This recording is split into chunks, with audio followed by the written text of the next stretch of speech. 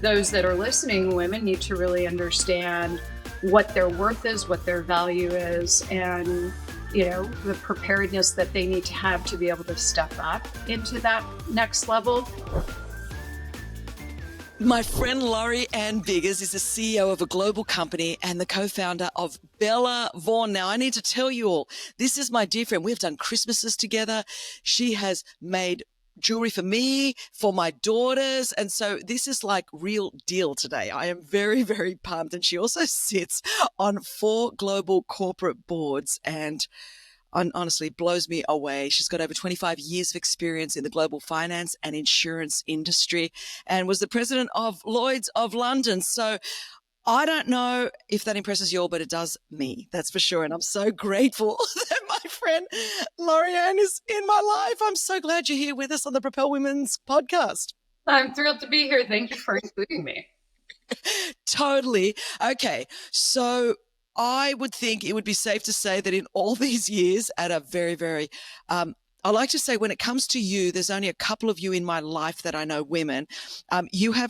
You're not like just in the C-suite. If there was an A and a B suite, you're in the A and the B. Like most of us don't even see the C, but let alone get into the A. So that's like, you're kind of at that level of high leadership and business. I want to know, and I'm sure everyone listening this, because you're still a remarkable woman, great wife. My kids love you like their favorite aunt. You're so warm, you're so personable, yet you're in a very cutthroat world. How have you stayed so nice? So I threw that at her. I have one word: humility. Because honestly, the second you think that you're better than anybody else, as my father used to say, there is not a far fall from the penthouse to the outhouse. And so quite frankly, success breeds lack of humility. And I've just decided a long time ago that I didn't want to go with that. So I think all of us have our inherent insecurities, and all of us have the things that we stay awake at night thinking, I could be better at this, I could be better at that. I do the job that only I can do, as each one of us do, and I stay in my lane, and I know God has a purpose and a plan for me, and I'm very insecure in things that are outside of my lane. So I realize that we can't all do it by ourselves. We have to come together as a community to be able to move things forward. So I'm insecure outside my world and very secure in what God has called me to do. So I love all that. I'm thinking, so you serve on boards, you've been accountable to boards and have had to present to boards. You've had staff working for you, alongside you. You've done a startup and a business that's become very successful. So you have partners and you have staff. So I guess in all of your decades, you've probably never been in any conflict-like situation. In all of that. In all of them? Yeah, I would say in the last 10 minutes, I've been in conflict. So, forget the past 10 years.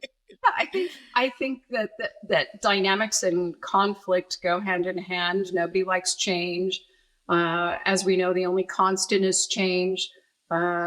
Especially right now in what's happening in culture. You see post-COVID where you have an entire demographic that doesn't want to go to work and an entire demographic that does, and there's the disparity between the cultural dynamics. Yeah, conflict is an everyday thing, and I think the world just seems angrier to me.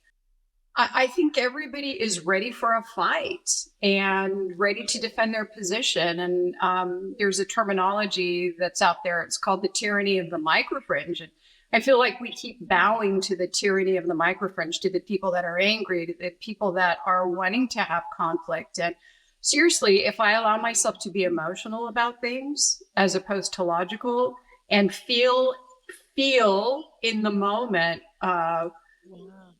I will respond or react to that emotional component of me, instead of saying, look, what's important in the long run? Am I really going to get my point across? Am I going to be able to pick my battles here? And if I pick a battle here, does that dilute my efficiency and my effectiveness? later on in something that I might find even more important to hang my flag out with regard. I'm wondering in the era, I think you've really hit on something that just is more divisiveness than I've ever seen in my lifetime. And I don't know if there's more now or it's just amplified because of social media and because of our access to news at a rate that we never did when I was growing up. I don't know. But I'm wondering, in a world where truly we all of sorts live a public life, boards are being held to account, CEOs are being held to account.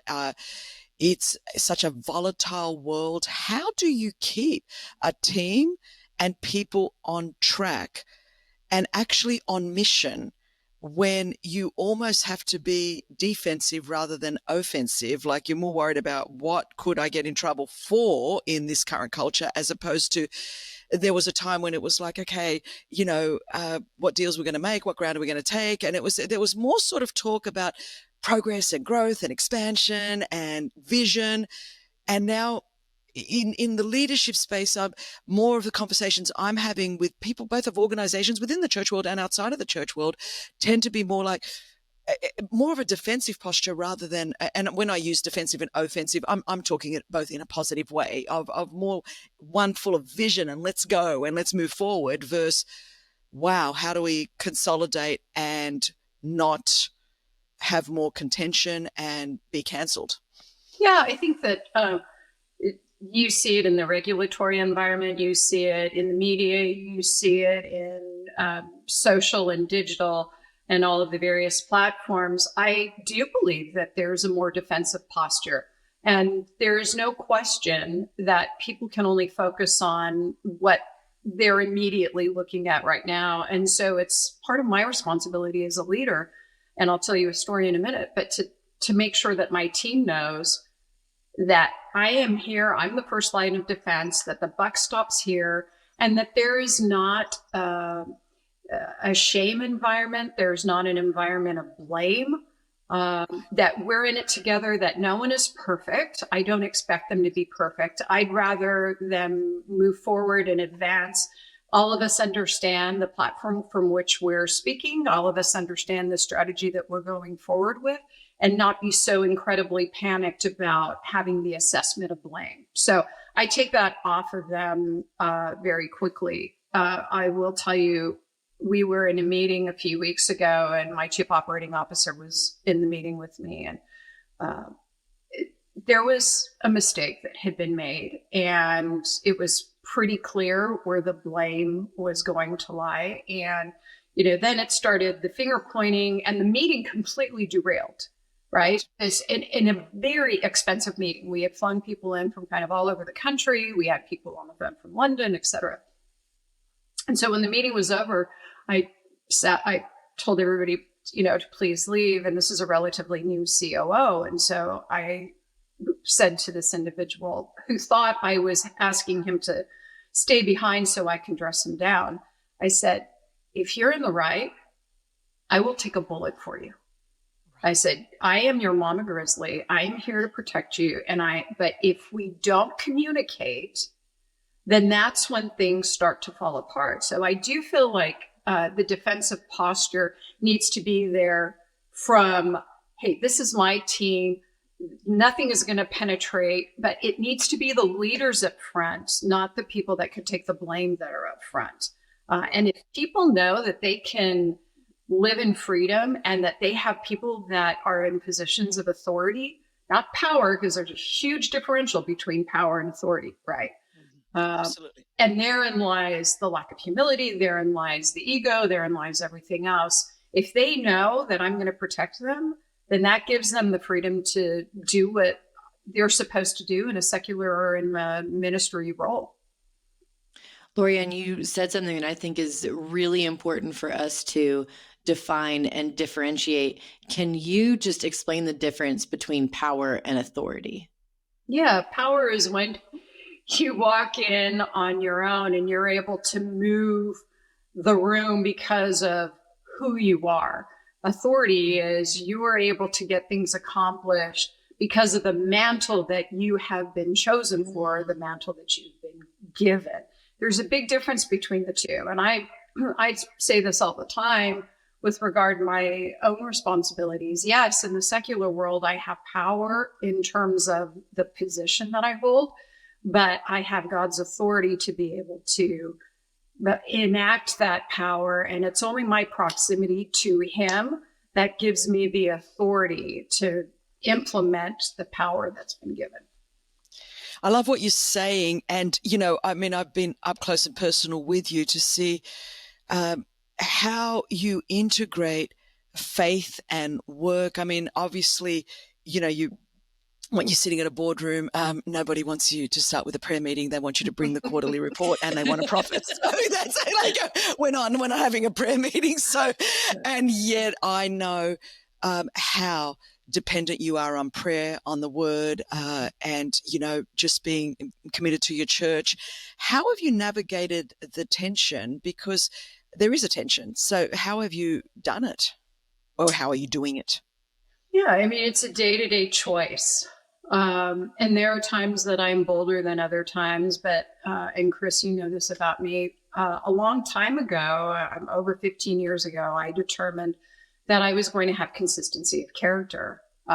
And that has been the biggest witness of all. After September the 11th, we were having a big meeting. I was living in New York at the time, and I got in the elevator, and we had talked about the need for people of faith to be with the families of the individuals that we had lost in September the 11th. And it was the first time that I had verbalized, I'm a baby executive, right? It's the first time I had articulated that I was a person of faith, and that I felt it was really important for the families to be able to communicate with members of the clergy and be able to really hold on to their faith. And we got in the elevator with somebody that I'd been working with for several years. And she said to me, I had no idea you were a Christian. And, that kind of blew me away, because I thought I had been relatively bold, but obviously had not. And, when I would go in, and I worked on Wall Street for most of my career, and, the F word is, an adjective, an adverb, a noun. And you know what it means by the intonation, right? I mean, it's its own vocabulary. And, certainly have had my share of utilizing that word in my past. But I will also say that there have been so many occasions where I chose to take a different route, to not show the anger, to not show... don't get me wrong. I've had my share of righteous indignation, picking my battles, right? Picking my spots for that. But when I started really seeing people come to me as a leader and opening the door for me to be able to share my faith, was when they'd come to me and say, you respond so differently. And why are you different? And I will say the consistency of character. And I keep going back to, the fruits of the Spirit.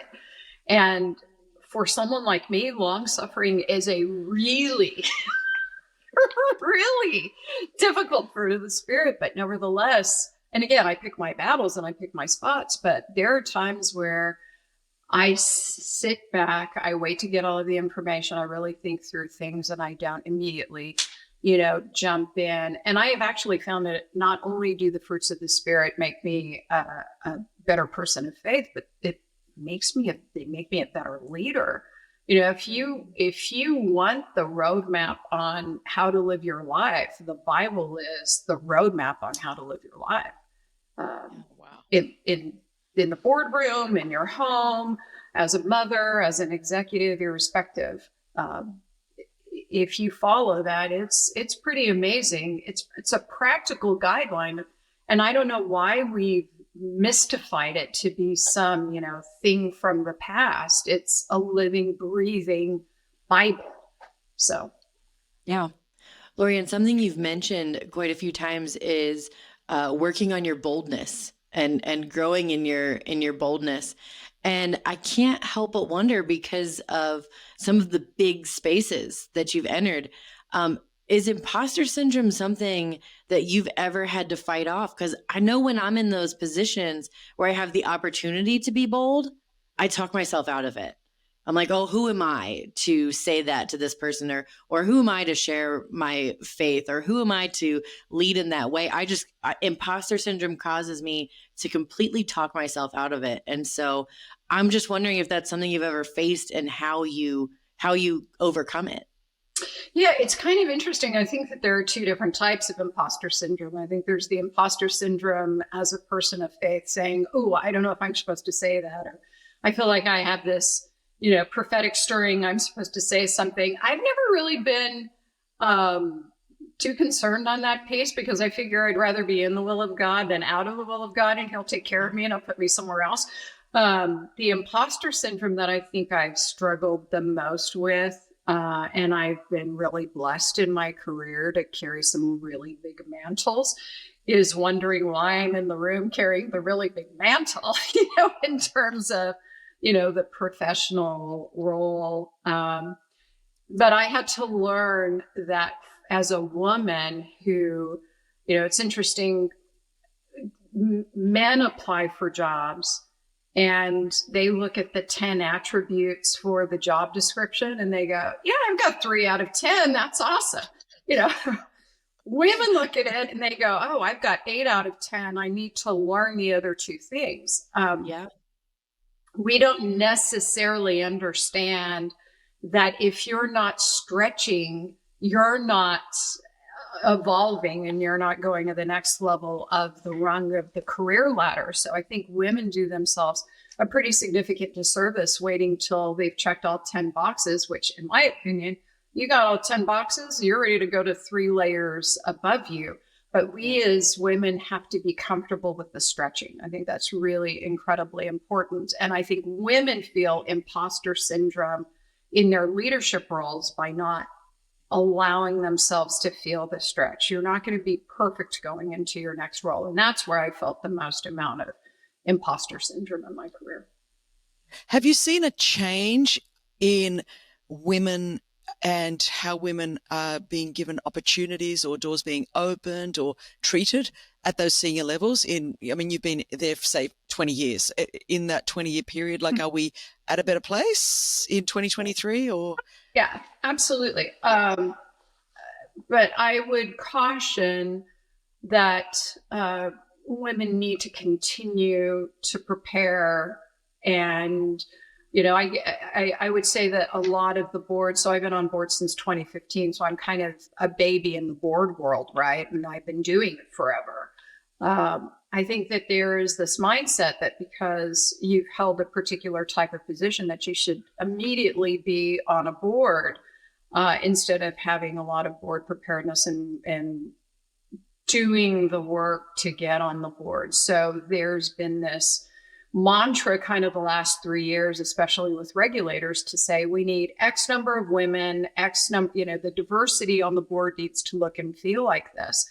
And I chair NomGov on 2 of my boards. And I can tell you, for me, I need to do what's in the best interest of the shareholders and make sure that that person is equipped and empowered, to utilize your favorite 2 words, Thank Chris. you. Sounds like a good ministry name.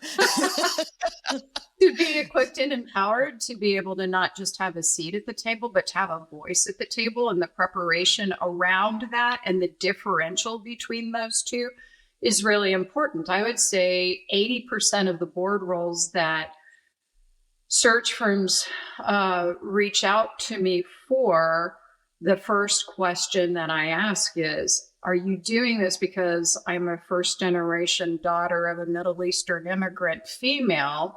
Or are you doing this because I'll be immediately accretive? And if so, why? Do you think I'm going to be immediately accretive? Because I don't want to just have shelf space, right? And so I think women, and what I would implore those that are listening, women need to really understand what their worth is, what their value is, and, the preparedness that they need to have to be able to step up into that next level. But yes, it's a different universe than it was certainly 20 years ago. And it's continuing to evolve. And we're going to see a lot of changes kind of in the next 5 to 10 years, good, healthy changes. But I think diversity across the board, diversity of thought, diversity of age, the generation, your daughter's generation, Chris, that are coming up are so much more educated, so much more knowledgeable, so much more savvy than we were when they were their age.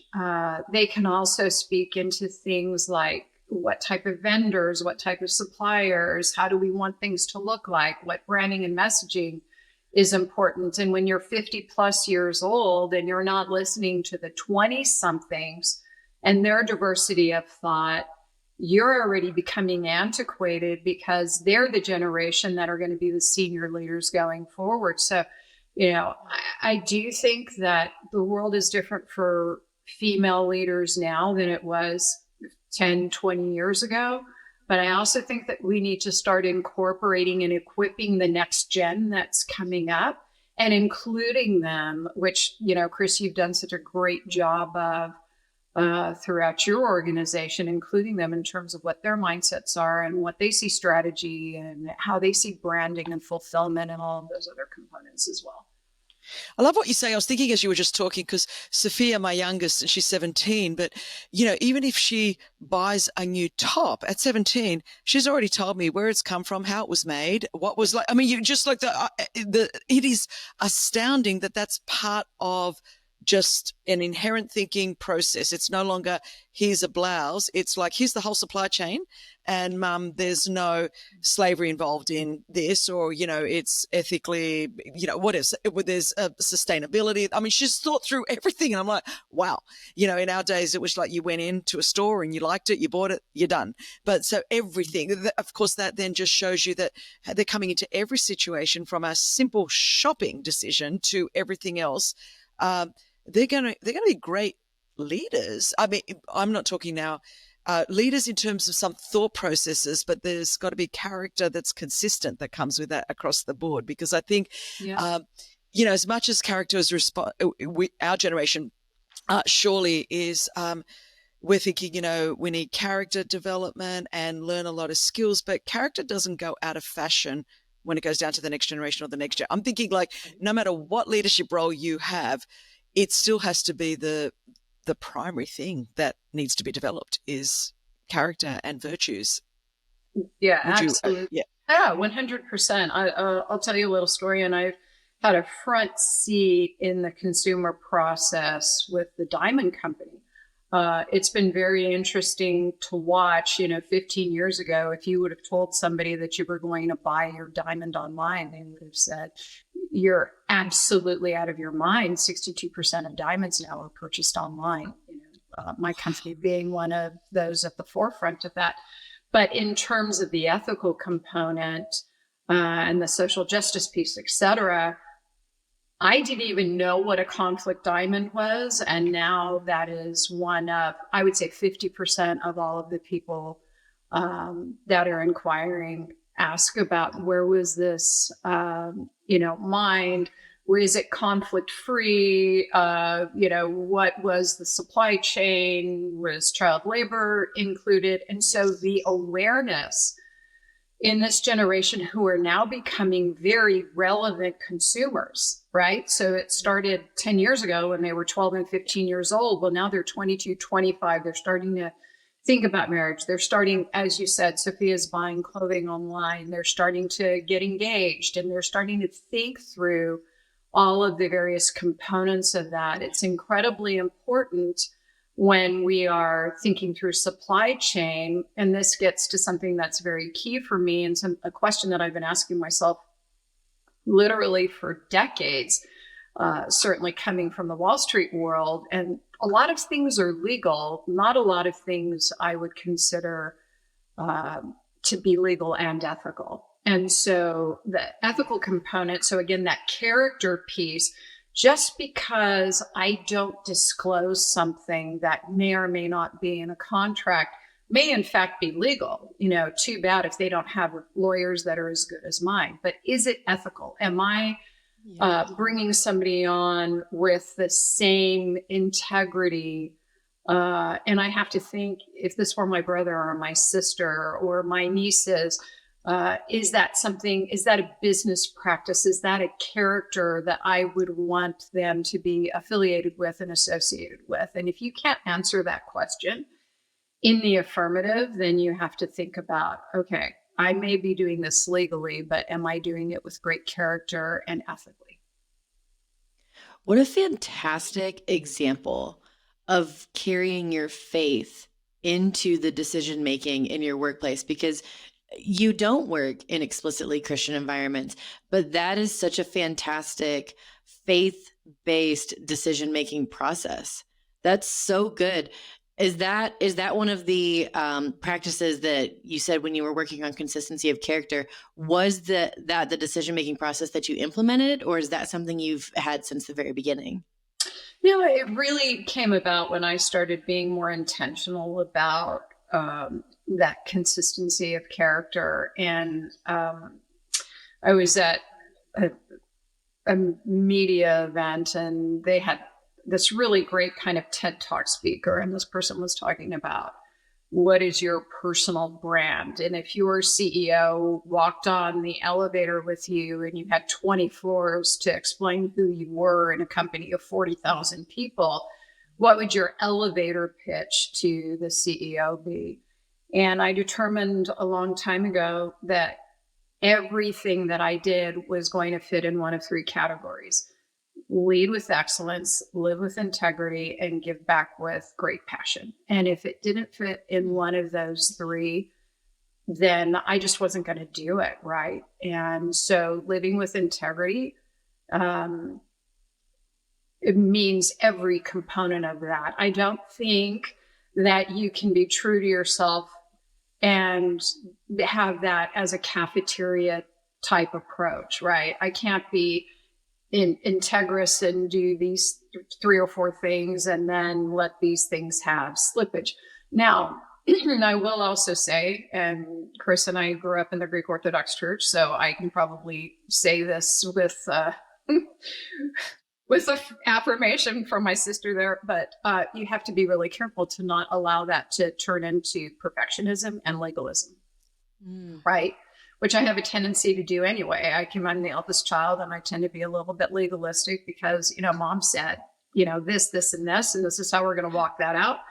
And perfectionism can also lead to, parenthetical paralysis, right? You have a difficult time being able to execute on things until everything is perfect. So I'm not saying live in perfection. I'm saying live with integrity. So I wanted to make that significant distinction. I think that's so powerful in the midst of that. I'm thinking, so how do you keep your own passion for the word of God, commitment to your local church? You've been part of a local church for a long time, same church, same pastor. How does all that integrate for you and work? And I need to ask, do people at that higher level, do you find behind the kind of curtain, humanity's humanity and everyone's got the same challenges and fears and insecurities about the future and the world, no matter how educated you are or how big a corner office you have? Yeah, I think the insecurities actually get more significant the higher up that you go, because you have fewer people with whom to share it with, right?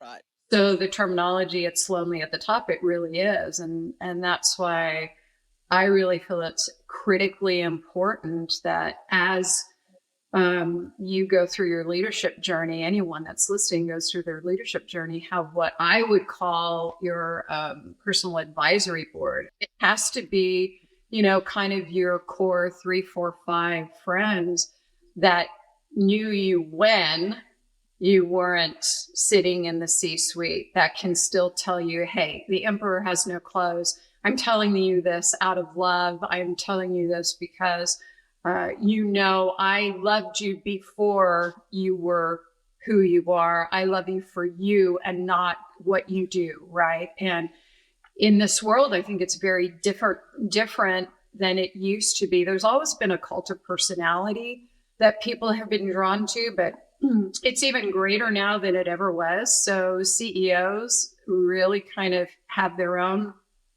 cult of personality. I mean, you can get 1 million followers. You know, I'm not a big social media person, which I know is great. She's not at all. I mean, there's really no reason for me to be, but you know, if I wanted to, and I wanted to churn that, you know, the average CEO now has several 100,000 followers. I don't choose to live my life that way, but if you would have said 10 years ago that the average CEO could have, or, you know, a good CEO could have 1 million followers. Well, first of all, I have a day job. I don't want to keep up with that, right? And I don't want to hire somebody to keep up with that. But what's the point of doing that if your influence isn't going to be godly, if it's not going to help the culture, right? And heal the culture and mentor and sponsor. And I don't mean sponsorship in terms of this product brought to you by X company. I'm talking sponsorship of literally helping women, helping that next generation up.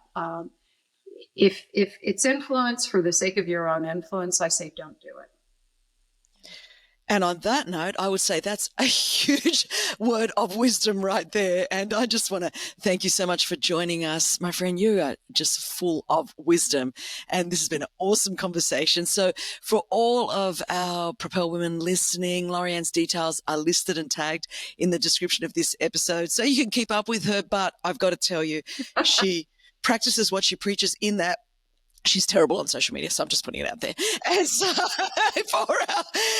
so for all of you listening, we love you, we appreciate you, and we thank you so much for joining us here on the Propel Women podcast. And I can't wait to see you back here next week. Thank you so much for joining us today. Make sure to subscribe to this channel to get notified every time a new video is posted. We are so glad that you're here and look forward to seeing you next week. God bless you.